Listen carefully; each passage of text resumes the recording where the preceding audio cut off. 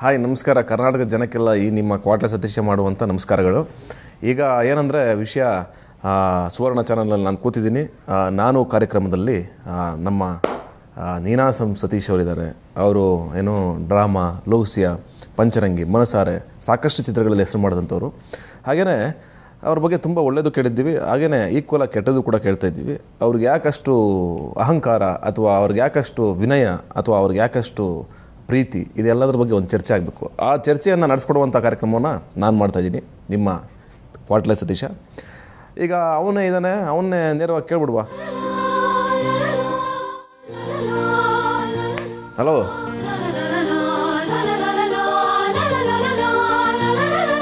Hello Satish. ಓ ಬಾರಿ ಇದೆಯಕ್ಕಲ್ಲ ನೀನು, ಹೇಳಪ್ಪ. ಏನಿಲ್ಲ, ಕನ್ನಡಕ ತಗೋದಿಲ್ವೋ?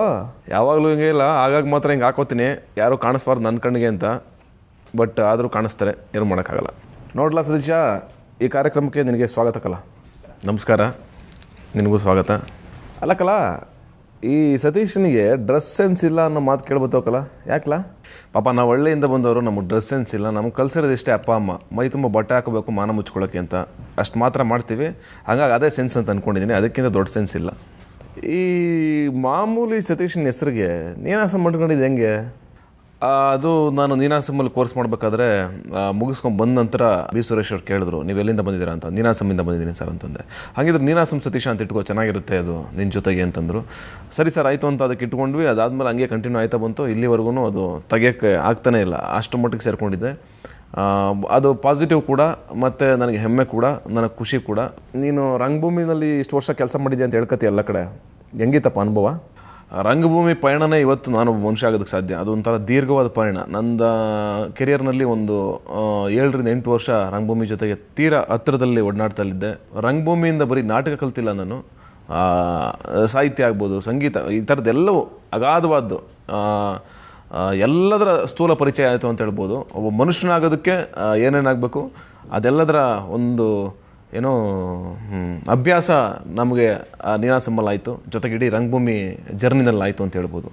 ಈ ಸಿನಿಮಾದಲ್ಲಿ ನೀನು ಈ ಥರವಾಗಿ ಆ್ಯಕ್ಟಿಂಗ್ ಮಾಡ್ತೀಯ, ಸುಮಾರು ಜನ ಚೆನ್ನಾಗಿ ಮಾಡ್ತೀಯ ಅಂತ ಹೇಳ್ತಾರಲ್ಲ, ಈ ಥರ ಆ್ಯಕ್ಟಿಂಗ್ ಮಾಡೋಕ್ಕೆ ನಿನಗೆ ರಂಗಭೂಮಿನಲ್ಲಿ ಯಾವ್ದಾದ್ರು ಸರಿಯಾದ ಪಾತ್ರ ನಿನಗೆ ಪ್ರಭಾವ ಬೀರಿದೆ? ಸಿನಿಮಾ ಆ್ಯಕ್ಟಿಂಗೆ ಅಂತ ಅಂದರೆ ನನ್ನ ಇದು ಒಂದು ರಿಯಲಿಸ್ಟಿಕ್ ಆದ ಕ್ಯಾರೆಕ್ಟರ್ಗಳನ್ನ ಪ್ಲೇ ಮಾಡ್ತಾಯಿರ್ತೀನಿ ನನ್ನ ಸಿನಿಮಾದಲ್ಲಿ. ಅದಕ್ಕೆ ಸಾಕಷ್ಟು ಹೆಲ್ಪ್ ಮಾಡಿದ್ದು ನನಗೆ ಅಂತಂದರೆ, ಈ ದ್ಯಾವನೂರು ಅಂತ ಒಂದು ನಾಟಕ ಮಾಡಿಸಿದ್ರು, ಸಿ ಬಸವಲಿಂಗಯ್ಯ ಅಂತ. ಅದು ಮತ್ತು ಅದರ ಜೊತೆಗೆ ಏನು ನಮ್ಮ ವೆಂಕಟರಮಣ ಐತಾಳ್ ಅಂತ ನೀನಾಸಂನಲ್ಲಿ ಒಂದು ಸಣ್ಣ ಬಸವಣ್ಣ ಅವರ ತಲೆದಂಡ ನಾಟಕ ಮಾಡಿಸಿದ್ರು. ಅದರಲ್ಲಿ ಬಸವಣ್ಣನ ಪಾತ್ರ ಮಾಡಿದೆ. ಅದು ಸಾತ್ವಿಕ ಕಾರ್ಯಾಗಾರ ಅಂತ ಮಾಡ್ತಾರೆ, ಅದರಲ್ಲಿ ಮಾಡಿದ್ದೆ. ಅದೆರಡೂ ತುಂಬ ಹೆಲ್ಪ್ ಆಯಿತು ಅಂತ ಹೇಳ್ಬೋದು. ಅದಕ್ಕೆ ಕಾರಣ ಮೇಜರಾಗಿ ತಿರುಗಾಟ ಅಂತ ಮಾಡ್ತೀವಿ ನಾವು. ಆ ತಿರುಗಾಟ ಮಾಡಿದ್ದೆ ನನಗೆ 1 ವರ್ಷಗಳ ಕಾಲ ಏನು ತಿರುಗಾಟ ಮಾಡಿದ್ದೆ ನಾನು, ಅದು ನನಗೆ ಹೆಲ್ಪ್ ಆಗಿದ್ದಂತ ಹೇಳ್ಬೋದು ಇವತ್ತಿನ ಆ್ಯಕ್ಟಿಂಗ್, ನನ್ನ ಮೆಥಡ್ ಆಫ್ ಆ್ಯಕ್ಟಿಂಗ್. ಅಲ್ಲಕ್ಕಲ್ಲ, ಈ ನೀನಾಸಂ ಬ್ಯಾಕ್ಗ್ರೌಂಡ್ ಇಟ್ಕೊಂಡೆ ನೀನು ರಂಗಭೂಮಿಯಿಂದ ಬಂದೆ, ಪಾತ್ರನೂ ಮಾಡಿದೆ, ಇವತ್ತು ಹೀರೋನೂ ಅದೇ, ದುಡ್ಡು ನೋಡ್ತಾ ಇದೆಯಾ, ಓಮ್ ಪ್ರೊಡಕ್ಷನು ಮಾಡ್ತಾ ಇದೆಯಾ ರಾಕೆಟ್ ಅಂತ. ಅದಾದಮೇಲೆ ನೀನು ರಂಗಭೂಮಿನ ಮರ್ತೆ ಬಿಟ್ಟಲ್ಲ? ಇಲ್ಲ, ರಂಗಭೂಮಿ ಮರ್ತಿಲ್ಲ. ರಂಗಭೂಮಿ ಪುಸ್ತಕ ಈಗ ಸಾಕಷ್ಟು ನಾಟಕಗಳನ್ನು ಓದ್ತಾ ಇರ್ತೀನಿ, ಈಗ ನಾಟಕಗಳನ್ನು ನೋಡ್ತಾ ಇರ್ತೀನಿ. ಮೊನ್ನೆ ಒಂದು ನಾಟಕ ನೋಡಿದೆ, ನನ್ನ ಸ್ನೇಹಿತ ಗೋಪಾಲ್ ಕೃಷ್ಣ ಅಂತ ಮಾಡಿಸಿದ ನಾಟಕ, ಚಿರೆಬಂದಿವಾಡೆ ಅಂತ, ಅಭಿನಯ ತರಂಗದವರು ಆ್ಯಕ್ಟ್ ಮಾಡಿದ್ರು. ತುಂಬ ಅದ್ಭುತವಾಗಿತ್ತು ನಾಟಕ. ಮೊನ್ನೆ ಕೂಡ ಅದನ್ನು ನೋಡಿದೆ ನಾಟಕನ, ಮೊನ್ನೆ ಹೋಗಿದ್ದೆ ನಾನು. ಹಾಗೆಯೇ ಈಗಲೂ ಸಾಕಷ್ಟು ಒಳ್ಳೆ ನಾಟಕಗಳು ಬಂದಾಗ ಅಥವಾ ರಂಗಭೂಮಿ ಕೆಲಸಗಳಾಗ್ತಾ ಇರಬೇಕಾದ್ರೆ ಅದ್ರಲ್ಲಿ ಪಾಲ್ಗೊಳ್ತಾ ಇರ್ತೀನಿ. ಮೊನ್ನೆ ಕಲಾಕ್ಷೇತ್ರದಲ್ಲಿ ರಂಗಭೂಮಿಯವ್ರಿಗೆ ಏನೋ ಸ್ಕೂಲ್ಗಳಲ್ಲಿ ಒಂದು ಜಾಬ್ ಥರದ್ದೇನೋ ಸೃಷ್ಟಿ ಆಗಬೇಕು ಅಂತ ಒಂದು ಹೋರಾಟ ಆಗ್ತಾಯಿತ್ತು. ಪ್ರಸನ್ನ ಅವರು ಮತ್ತು ಅವ್ರ ಮುಂದಾಳತ್ವದಲ್ಲಿ ಹೋರಾಟ ಆಗ್ತಾಯಿತ್ತು, ಅಲ್ಲೂ ಕೂಡ ಪಾಲ್ಗೊಂಡಿದ್ದೆ. ಹಾಗಾಗಿ ರಂಗಭೂಮಿ ಜೊತೆಗೆ ನಿರಂತರವಾಗಿದ್ದೀನಿ. ನೀನಾಸಮಕ್ಕೆ ಕೂಡ ಹೋಗಿದ್ದೆ. ನೀನಾಸಮಲ್ಲಿ ಕೂಡ ಲೂಸಿಯ ಶೋ ಮಾಡಿದ್ವಿ, ಅಲ್ಲೂ ಕೂಡ ಅದ್ಭುತವಾದ ಪ್ರತಿಕ್ರಿಯೆ ಸಿಕ್ತು. ಎಲ್ಲ ಒಡನಾಟ ಮತ್ತು ನನ್ನ ದಿನನಿತ್ಯದ ಒಡನಾಟ ಏನಿದೆಯೋ ಇವತ್ತು ನೀನಾಸಂ ಗೆಳೆಯರ ಜೊತೆಗೇ, ಅದು ಯಾವತ್ತೂ ಹಾಗೆ ಕಂಟಿನ್ಯೂ ಆಗಿರುತ್ತೆ. ಹಾಗಾಗಿ ರಂಗಭೂಮಿ ಬಿಡೋ ಮಾತೇ ಇಲ್ಲ. ಅದು ಓಕೆ, ಸರಿ ಬಿಡು, ಅದೆಲ್ಲ ಇರಲಿ. ನೀನು ನಟ ಆದಮೇಲೆ, ಹೀರೋ ಆದಮೇಲೆ ರಂಗಭೂಮಿಗೆ ಏನು ಕೊಟ್ಟಿದ್ಯಾ ಅದನ್ನ ಹೇಳು ಮೊದಲು. ಈಗ ಸಿನಿಮಾ ಹೀರೋ ಆದಮೇಲೆ ರಂಗಭೂಮಿಗೆ ವಾಪಸ್ ಕೊಟ್ಟಿದ್ದೇನು ಅಂತಂದರೆ, ಈ ಕೆಲವರು ಒಂದು ಮಾತು ಹೇಳ್ತಾರೆ, ಈ ಹತ್ತಿದ ಏಣಿನ ಒದಿಬಾರ್ದು ಅಂತ. ಅಂದರೆ ಏಣಿ ಹತ್ಕೊಂಡು ಹೋದ್ಮೇಲೆ ಒದಿಬಾರ್ದು ಅಂತ. ಹಂಗಂತ ಏಣಿನ ಬೆನ್ನು ಕಟ್ಕೊಂಡು ಓಡಾಡೋಕ್ಕಾಗಲ್ಲ. ಏಣಿ ಹತ್ತೋದು ಅದರ ಕೆಲಸ ಅಷ್ಟೇ. ಏಣಿನ ಯೂಸ್ ಮಾಡೋದೇನಕ್ಕೆ, ಹತ್ತೋದಕ್ಕಷ್ಟೇ ಯೂಸ್ ಮಾಡೋದು. ಹಾಗಂತ ಅದನ್ನೇ ಬೆನ್ನು ಕಟ್ಕೊಂಡು ಲೈಫ್ ಲಾಂಗ್ ಓಡಾಡೋಕ್ಕಾಗಲ್ಲ. ಅದರ ಸ್ಟೆಪ್ ಆಗಿದೆ. ನೀನಾಸಂ ಮುಗಿಸಿದ್ದೀವಿ, ಮುಗಿಸಾದ್ಮೇಲೆ ಮುಂದಕ್ಕೇನು ಜರ್ನಿ ಹೋಗ್ತಾ ಇರುತ್ತೆ, ಗೊತ್ತಿಲ್ಲ. ರಂಗಭೂಮಿ ಮಾಡಬೇಕು ಮಾಡಬಾರ್ದು ಅದು ಯಾವುದೂ ಇಲ್ಲ.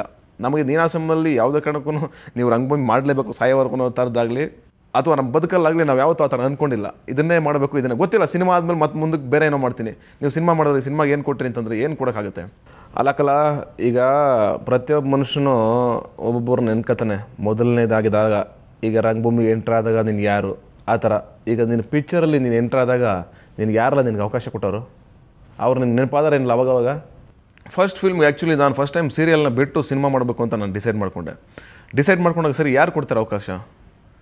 ಸರಿ ಏನಾಯಿತು, ಆ ಟೈಮಲ್ಲಿ ನಾನು ಹುಡುಕ್ತಾ ಇದ್ದಾಗ 1 ವರ್ಷ ಮನೇಲೇ ಕೂತಿದ್ದೆ ಸೀರಿಯಲ್ ಬಿಟ್ಟು. ಆ ಟೈಮಲ್ಲಿ ಹುಡುಕ್ತಾ ಇದ್ದಾಗ ಅಶೋಕ್ ಅಂತ ಒಬ್ಬ ನಮ್ಮ ಮೀಡಿಯಾ ಹೌಸಲ್ಲಿ ಒಬ್ಬ ಪ್ರೊಡಕ್ಷನ್ ಮ್ಯಾನೇಜರು, ಅವ್ರ ಭಾವ ಗಂಗು ಅಂತ, ಅವ್ರಿಗೆ ಫೋನ್ ಮಾಡಿ ಹಿಂಗೆ ಸತೀಶ್ ಅವರು ಆ್ಯಕ್ಟ್ ಮಾಡಬೇಕು ಅಂತ ಒಂದು ಇದೆ ಅಂತ ಹೇಳಿದ್ರು.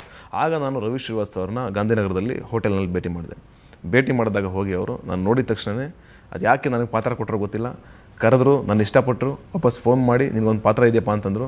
ತುಂಬ ಒಳ್ಳೆ ಪಾತ್ರ ಕೊಟ್ಟರು. ಆ ಪಾತ್ರದಿಂದ ನನಗೆ ಯೋಗಿನಲ್ಲಿ ಅವಕಾಶ ಸಿಕ್ತು, ಇನ್ನೊಂದು 2 ಸಿನಿಮಾದಲ್ಲಿ ಅವಕಾಶ ಸಿಕ್ತು. ಹಾಗಾಗಿ ಫಸ್ಟ್ ಸಿನಿಮಾದಲ್ಲಿ ನಾನು ಕರೆದು ಪಾತ್ರ ಕೊಟ್ಟಿದ್ದು ರವಿ ಶ್ರೀವಾಸ್ತವ ಅವರು. ಯಾವುದು ಅದು ಪಿಕ್ಚರು? ಮಾದೇಶ. ಅದು ನನ್ನ ಮೊದಲನೇ ಚಿತ್ರ. ಶಿವಣ್ಣವ್ರ ಜೊತೆಗೆ ಆ್ಯಕ್ಟ್ ಮಾಡಿದ್ದು ನನಗೆ ಭಾಳ ಖುಷಿ ಕೊಟ್ಟಂಥ ದಿನ ಅಂತ ಹೇಳ್ಬೋದು. ಅದರ ಜೊತೆಗೆ ಶಿವಣ್ಣವರು ಹೀರೋ ಆಗಿರೋ ಮತ್ತೊಂದು ಚಿತ್ರ ಬಜರಂಗಿನಲ್ಲಿ ವಾಪಸ್ ನಾನು ಒಂದು ಸಾಂಗಲ್ಲಿ ಗೆಸ್ಟ್ ಅಪಿಯರೆನ್ಸ್ ಮಾಡಿದೆ. ಅದೆರಡೂ ಕೂಡ ನನಗೆ ನನ್ನ ಗ್ರಾಫಲ್ಲಿ ತುಂಬ ಅಂದರೆ ಚೇಂಜಸ್ ಕಂಡಂಥ ದಿನಗಳು. ನನಗೆ ಆ ದಿನಗಳು ತುಂಬ ಏನೋ ಖುಷಿ ಕೊಡುತ್ತೆ ನೆನೆಸ್ಕೊಂಡ್ರೆ. ನಿನಗೆ ಈಗ ನೀನು ಹೀರೋ ಅಂತ ನೀನು ಆರಾಮಾಗಿದ್ಯಾ ಅಂದರೆ ನಾನು ಹೇಳ್ತಾ ಇರೋದು, ನೀನು ನೋಡಿದ್ರೆ ನೀನು ಹೀರೋ ಮೆಟೀರಿಯಲ್ ಅಂತ ನಿನಗಾದ್ರೂ ಅನಿಸ್ತದೆ ಕನ್ನಡಿ ಮುಂದೆ ನಿಂತ್ಕೊಂಡು ನೋಡ್ಕೊಂಡಾಗ? ಆ್ಯಕ್ಚುಲಿ ಈಗ ನನಗೆ ಅದೊಂದು ಪ್ರಶ್ನೆ. ಈಗ ತುಂಬ ಜನ ಯಾರ್ಯಾರೋ ಕೇಳ್ತಾ ಇರ್ತಾರಲ್ಲ, ಹೀರೋ ಮೆಟೀರಿಯಲ್ ಅಂದರೆ ಹೇಗಿರುತ್ತೆ ಅಂತ ನನಗೆ ಗೊತ್ತಿಲ್ಲ ಆ್ಯಕ್ಚುಲಿ. ಅಂದರೆ ಹೇಗೆ ಹೀರೋ ಮೆಟೀರಿಯಲ್ ಅಂದರೆ ಹೇಗಿರಬೇಕು, ಯಾವ ಥರ ಮಾಡಲ್ಲ ಅದೊಂದು ನನಗಿನ್ನೂ ಪ್ರಶ್ನೆ ಬಂದಿಲ್ಲ. ಅಂದರೆ ಇಷ್ಟು ಅಡಿ ಇರಬೇಕಾ, ಇಷ್ಟು kg ಇರಬೇಕಾ, ಈ ಬಣ್ಣ ಇರಬೇಕಾ, ಅಥವಾ ಅವನ ಲಿಪ್ ಹೀಗಿರಬೇಕಾ, ಅವನ ಕಣ್ಣು ಹೀಗಿರಬೇಕಾ, ಅಥವಾ ಅವನು ಹೇಗಿರಬೇಕು ಹೀರೋಗೆ ಅಂದರೆ ಹೆಂಗೆ ಅದು ಒಂದು ಸೃಷ್ಟಿ ಮಾಡಬೇಕಾ ಮಷಿನಲ್ಲಿ ಹೀರೋ ಅನ್ನೋದನ್ನು? ಜಗತ್ತಲ್ಲಿ ಹೀರೋ ಅನ್ನೋ ಕಾನ್ಸೆಪ್ಟು ಉಟ್ಕೊಂಡಿದ್ದು ಮನುಷ್ಯರಿಂದನೇ. ಮನುಷ್ಯ ಹೇಗಿದ್ರೂ ಅವನು ಹೀರೋನೇ. ನೀನು ಹೀರೋ ಆಗ್ಬೋದು, ಪಕ್ಕದ ಮನೆಯವನು ಹೀರೋ ಆಗ್ಬೋದು. ಹಾಗಾಗಿ ಹೀರೋ ಅನ್ನೋದಕ್ಕೆ ನನ್ನ ಪ್ರಕಾರ ಮಾನದಂಡ ಇಲ್ಲ. ಹಾಗಾಗಿ ನಾನು ಹೀರೋ ಆಗಿದ್ದೀನಿ ಅಂತಂದರೆ ಜನ ಇಷ್ಟಪಟ್ಟಿದ್ದಾರೆ ಅಂದರೆ ಅಲ್ಟಿಮೇಟಾಗಿ ಜನನೇ. ಅಲಕಲ್ಲ ಬಿಡುತ್ತದೆ. ಯಾವಾಗಲೂ ನಿನ್ನ ಪಿಕ್ಚರಲ್ಲಿ ಬರೀ ಮಂಡ್ಯ ಭಾಷೆನೇ ಇರ್ತದೆ ಅಂತಾರಲ್ಲ ಜನ ಎಲ್ಲ, ಯಾಕಲ್ಲ? ಈಗ ಮಂಡ್ಯದಿಂದ ಬಂದ ಹುಡುಗ ಮಂಡ್ಯ ಭಾಷೆಯಲ್ಲಿ ಮಾತಾಡೋದು ಬಹುಶಃ ಅದು ಸೂಕ್ತ ಅಂತ ಅನಿಸ್ತದೆ, ಕರೆಕ್ಟ್ ಅಂತ ಅನಿಸ್ತದೆ. ಹಾಗಂತ ಬೇರೆದನ್ನು ಟ್ರೈ ಮಾಡಲ್ವಾ? ಟ್ರೈ ಮಾಡ್ತಾ ಇದ್ದೀನಿ. ಯಾಕೆ ಟ್ರೈ ಮಾಡಿಲ್ಲ? ದ್ಯಾವರೇ ಸಿನಿಮಾ ನೋಡಿದ್ಯಾ? ದ್ಯಾವರೇ ಸಿನಿಮಾದಲ್ಲಿ ನನ್ನ ಪಾತ್ರ ಆಗಿದೆ ಹೇಳು. ಲೂಸಿಯಾದಲ್ಲಿ ಹೇಗಿದೆ ನನ್ನ ಪಾತ್ರ? ಲೂಸಿಯಾದಲ್ಲಿ 2 ವೆರೈಟಿ ಮಾಡಿದ್ದೀನಲ್ಲ, ಹೀರೋ ಕ್ಯಾರೆಕ್ಟರ್ ಮಾಡಿದ್ದೀನಲ್ಲ, ಅದ್ರ ಬಗ್ಗೆ ಯಾಕೆ ಮಾತಾಡಲ್ಲ ನೀನು? ಮನಸಾರಲ್ಲಿ ಎಲ್ಲಿ ಮಂಡ್ಯ ಭಾಷೆ ಮಾತಾಡಿದ್ದೀನಿ? ಪಂಚರಂಗಿನಲ್ಲಿ ಎಲ್ಲಿ ಮಂಡ್ಯ ಭಾಷೆ ಮಾತಾಡಿದ್ದೀನಿ ಅಲ್ವಾ? ಯೋಗಿ, ಮಾದೇಶ ಎಲ್ಲಿ ಮಾತಾಡಿದ್ದೀನಿ? ಮಂಡ್ಯ ಭಾಷೆ ಮಾತಾಡೋದು ತಪ್ಪು ನೀನು ಯಾಕೆ ಅನ್ಕೋತೀಯ? ನಾನು ಹುಟ್ಟಿರೋದೇ ಅಲ್ಲಿ, ನಾನು ಬೆಳೆದಿರೋದೇ ಅಲ್ಲಿ, ನನ್ನ ಜೀನ್ಸಲ್ಲಿ ಮಂಡ್ಯ ಭಾಷೆ ಇರುತ್ತೆ, ಮಾತಾಡೋದ್ರಲ್ಲಿ ತಪ್ಪೇನಿದೆ? ಬಟ್ ನೀನು ಕೇಳ್ತಿರೋ ಪ್ರಶ್ನೆ ನನಗೆ ಅರ್ಥ ಆಗ್ತಾಯಿದೆ. ತುಂಬ ಸಿನಿಮಾಗಳಲ್ಲಿ ಮಂಡ್ಯ ಭಾಷೆನ ಯೂಸ್ ಮಾಡಿದ್ಯಾ? ಅದನ್ನೇ ಮಾಡ್ತಿದ್ರೆ ಮನೋಟನಸ್ ಆಗುತ್ತೆ ಅಂತ ನಿನ್ನ ಪ್ರಶ್ನೆ. ಆದರೂ ಬಿಡಲ್ಲ, ನನಗೆ ಒಳಗಡೆ ಏನೋ ಒಂದು ಡೌಟ್ ಅದಕ್ಕಲ್ಲ. ಏನು ಗೊತ್ತೇ, ನಿನಗೆ ಈ ಮಂಡ್ಯ ಭಾಷೆ ಬಿಟ್ಟು ಬೇರೆ ಮಾತು ಆಡೋಕ್ಕೆ ಬರೋದಿಲ್ಲ ಅಂತ? ಇಲ್ಲ, ಆ ಥರದ್ದೇನು ನನಗೆ ಪ್ರಶ್ನೆ ಇಲ್ಲ. ಯಾಕಂದರೆ ನಾನು ನಾಟಕ ಮಾಡಬೇಕಾದ್ರೆ ಎಲ್ಲ ಥರದ ಪಾತ್ರಗಳನ್ನು ಮಾಡಿದ್ದೀನಿ. ಈಗ ಚಾಣಕ್ಯನ ಮಾಡಿದ್ದೀನಿ, ಆಮೇಲೆ ಬೇರೆ ಥರದ ಎಲ್ಲ ಪಾತ್ರಗಳನ್ನು ಮಾಡಿದ್ದೀನಿ. ನಾಟಕ ಮಾಡಬೇಕಾದ್ರೆ ಯಾವುದೇ ಕಾರಣಕ್ಕೂ ಎಲ್ಲೂ ನಾನು ಮಂಡ್ಯ ಭಾಷೆ ಬಳಸೇ ಇಲ್ಲ ಅಷ್ಟು ನಾಟಕಗಳಲ್ಲಿ. ಈಗ ನೀನಾಸಂ ಸತೀಶ್ ಮಾತುಗಳನ್ನ ಕೇಳ್ತಾ ಇದ್ದೀವಿ. ನಾನು ಅಂದ್ಕೊಂಡಿದ್ದೀನಿ ನಿಮಗೂ ಬೋರ್ ಆಗಿಲ್ಲ, ನನಗೂ ಬೋರ್ ಆಗಿಲ್ಲ ಅಂತ. ಬೋರ್ ಆಗದೆ ಇದ್ದರೆ 1 ನಿಮಿಷ ಬ್ರೇಕ್ ತಗೊಳ್ಳಿ, ವಾಪಸ್ ಬಂದ್ಬಿಡಿ. ಆದಷ್ಟು ಬೇಗ ಇವನೇನೇನು ಮಾಡೋಣ ಅಂತೆಲ್ಲ ಕೇಳಿಸ್ಕೊಂಬಿಡುವ. ಅಲ್ಲ, ನಿನ್ನ ಪ್ರಕಾರ ಸುಳ್ಳು ಅಂತ ಅಂದಮೇಲೆ ಜನಕ್ಕೇನು ಹುಚ್ಚೆ ನಿನ್ನ ಬಗ್ಗೆ ಸುಮ್ಮನೆ ಮಾತಾಡ್ಕೊಂಡು ಓಡಾಡೋಕ್ಕೆ? ರಿಜೆಕ್ಟ್ ಮಾಡಿ 98 ಜನ ನನ್ನ ಬಗ್ಗೆ ಏನು ಮಾತಾಡ್ತಾರೆ? ಅವನು ದುರಾಂಕಾರ ರೀ, ಕಾಲ್ ಶೀಟೇ ಕೊಡಲ್ಲ ಅವನು, ಅಥವಾ ಎಷ್ಟು ದುಡ್ಡು ಕೇಳ್ತಾನೆ, ಎಷ್ಟು ದುಡ್ಡು ಕೇಳ್ತಾನೆ ಅಂತ ಮಾತಾಡ್ತಾರೆ. ಅದೇನೋ ಸೆಟ್ಟಲ್ಲಿ ನೀನು ಶೂಟಿಂಗ್ ಮಾಡ್ಬೇಕಾದ್ರೆ ಡಬಲ್ ಮೈನ್ ಡೈಲಾಗ್ ಮಾತಾಡ್ತೀಯ ಅಂತಲ್ಲ.